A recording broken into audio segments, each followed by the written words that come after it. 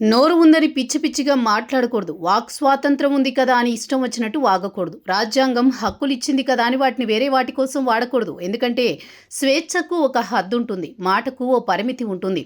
ఎదుటి వ్యక్తిని విమర్శించడానికి ఓ గీత ఉంటుంది. ఇవన్నీ దాటి కోట్ల మంది నమ్మకాలను తిట్టి గొప్పగా ఎదిగిపోతామంటే ఈ దేశంలో కుదరదు. ఎందుకంటే మెజారిటీ ప్రజల మనోభావాలు దెబ్బతింటే అప్పుడు పరిస్థితి మరో విధంగా ఉంటుంది. ఇప్పుడు ఇదే స్థితిని ప్రశ్న రావణ్ అలియాస్ బచ్చలికూర జోసెఫ్ అనుభవిస్తున్నాడు. ప్రశ్నించే రావణ్ మీద ఉపా చట్టం కింద రాజద్రోహం సెక్షన్ నమోదైంది. వాస్తవానికి ఈ పరిణామాలన్నీ ఏపీలో ఎవరూ ఊహించలేదు. రావణ్ తన యూట్యూబ్లో చేసిన వీడియోలను చూస్తే అతడు ఏ స్థాయిలో ఉన్మాదంతో ఉన్నాడో అర్థమవుతుంది. రాముణ్ణి తిట్టాడు, సీతను తిట్టాడు, రామాయణాన్ని అడ్డగోలుగా దూషించాడు, మహాభారతాన్ని మరో విధంగా వెల్లడించాడు. అందులో ఉన్న దేవతామూర్తులను కూడా తీవ్రంగా కించపరిచాడు. అక్కడితోనే ఆగలేదు. మరింత దారుణంగా రాష్ట్రీయ స్వయం సేవక్ సంఘ్, భారతీయ జనతా పార్టీ, రాధా మనోహర్ వంటి వారిని రాయడానికి వీలులేని భాషలో దూషించాడు.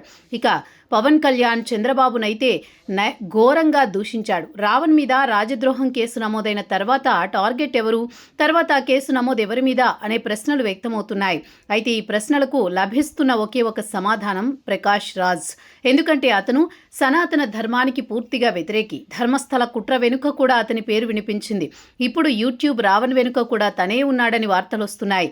చివరికి మధ్య కాక్రోచ్ జనతా పార్టీకి తెర వెనుక కూడా ప్రకాష్ రాజ్ ఉన్నట్లు తెలుస్తోంది. ఎప్పటికీ అతడు హిందూ వ్యతిరేక వ్యాఖ్యలు చేస్తూనే ఉంటాడు. యాంటీ నేషనల్గా ఎక్స్పోజ్ అవుతున్నాడు. రావణ్ను అరెస్ట్ చేసినట్టుగానే ప్రకాష్ రాజ్ను కూడా అరెస్ట్ చేస్తారా? ఏపీ ప్రభుత్వాన్ని ఆ స్థాయి ఉందా? చంద్రబాబు పవన్కు ఆల్ రేంజ్లో స్వేచ్ఛ ఇవ్వగలుగుతాడా? ఇప్పుడు ఇదే ప్రశ్న వ్యక్తమవుతోంది.